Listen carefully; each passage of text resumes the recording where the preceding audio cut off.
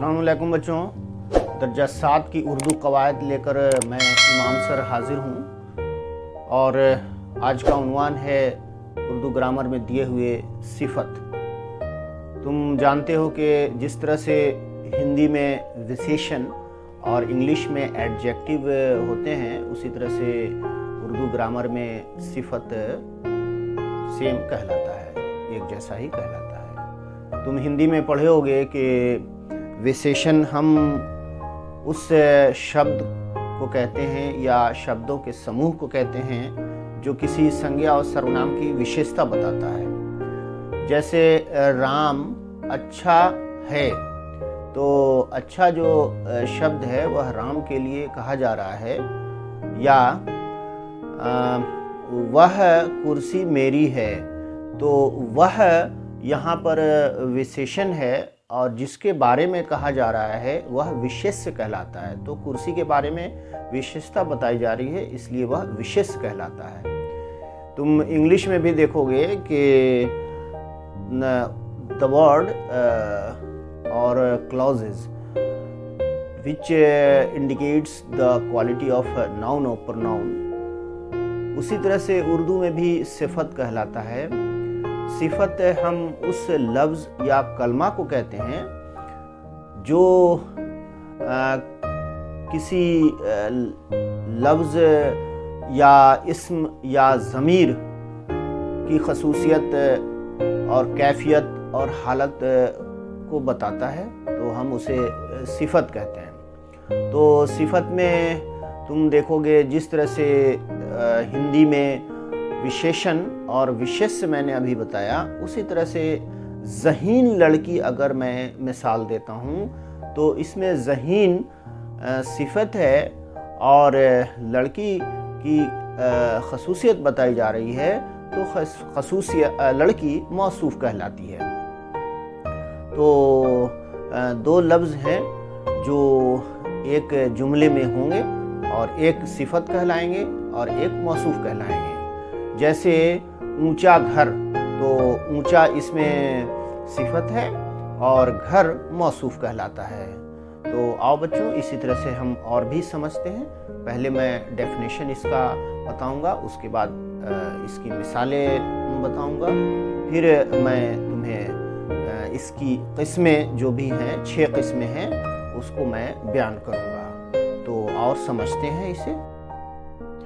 सिफत का बयान वह लफ्ज़ या कलमा जिससे इस्म या ज़मीर की कोई हालत, कैफियत या खसूसियत मालूम हो, सिफत कहलाती है।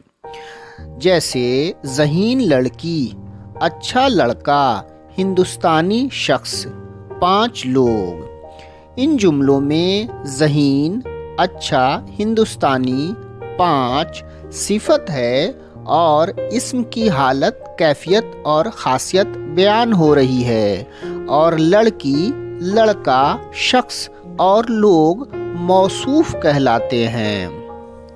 अब और बच्चों सिफत की किस्मों को जानते हैं।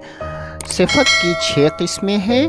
पहला है सिफत ज़ाती, जिसको पोसेसिव एडजेक्टिव या अधिकारवाचक विशेषण भी कहते हैं। दूसरा है सिफत निस्बती, प्रॉपर एडजेक्टिव या व्यक्तिवाचक विशेषण भी कहते हैं।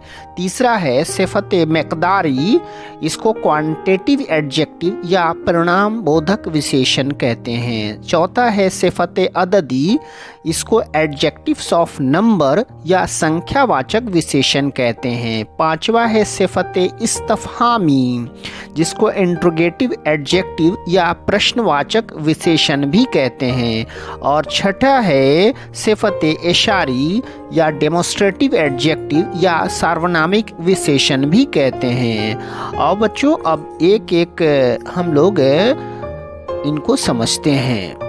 पहला है सिफत ज़ाती, जिसको पोसेसिव एडजेक्टिव या अधिकारवाचक विशेषण भी कहते हैं। वह सिफत जिससे मौसूफ की बातनी, ज़ाहरी या ज़ाती वस्फ को बताए। जैसे तेज़ घोड़ा, ज़हीन लड़की, मेरी किताब टेबल पर है। इसमें तेज़ घोड़े का ज़ाती बातें हैं ज़हीन लड़की, इसमें भी लड़की की सिफत ज़ाती है, और मेरी किताब, इसमें भी किताब जो है ज़ाती सिफत को बता रहा है। दूसरा है सिफत निस्बती, जिसको प्रॉपर एडजेक्टिव या व्यक्तिवाचक विशेषण भी कहते हैं। वह सिफत जिसमें मौसूफ का लगाव किसी जगह, चीज़ या शख्स से हो।